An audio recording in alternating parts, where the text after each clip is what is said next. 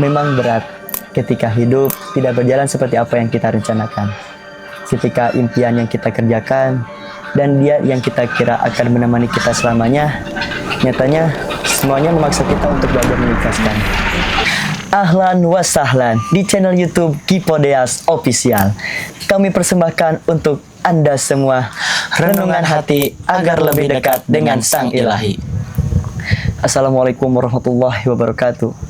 Allahumma salli wa sallim ala Sayyidina Muhammad al-Bashiri wan Nadiri alladhi tanfatihu bi abwabul khairi wa tanghaliqu bi abwabus syarri wa ala alil athhari wa ashabil akhyari amma ba'du.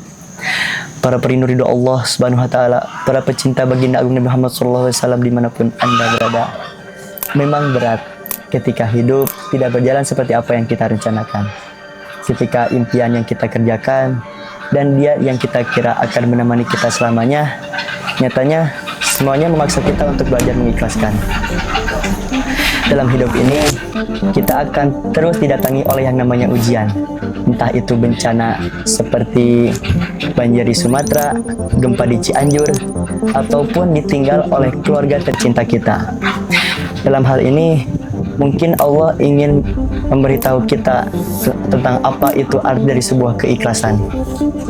Dan meyakini bahwa di dalam setiap peristiwa pasti ada makna di baliknya.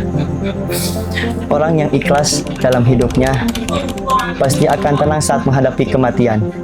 Ia akan ridho dengan ketetapan Allah Subhanahu wa taala, dan segala sesuatu yang ia tinggalkan di dunia pasti ia akan serahkan sepenuhnya kepada Allah Subhanahu wa taala.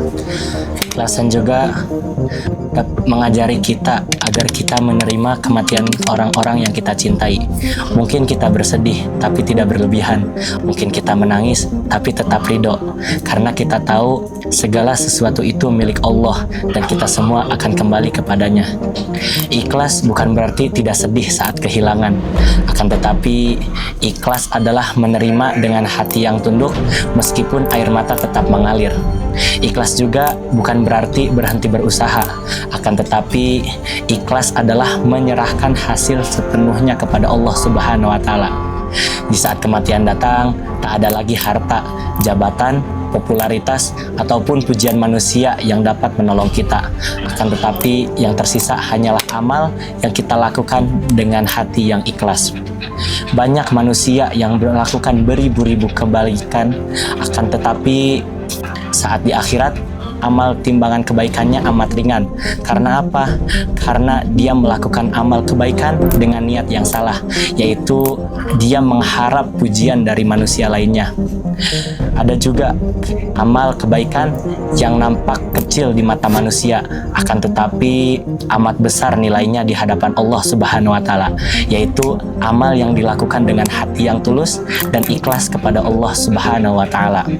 Sebagaimana yang disebut dalam hadis Muslim, Allah tidak melihat rupa dan harta kalian, akan tetapi Allah melihat hati dan amal kalian. Semoga Allah Subhanahu wa taala selalu memberikan kepada kita hati yang ikhlas sehingga kita dapat melakukan amal kebaikan kepada Allah Subhanahu wa taala, dan semoga Allah Subhanahu wa taala memberikan kepada kita hati yang ikhlas untuk menghadapi segala takdir yang Allah telah tentukan. Nuhibbukum fillah. Wassalamualaikum warahmatullahi wabarakatuh.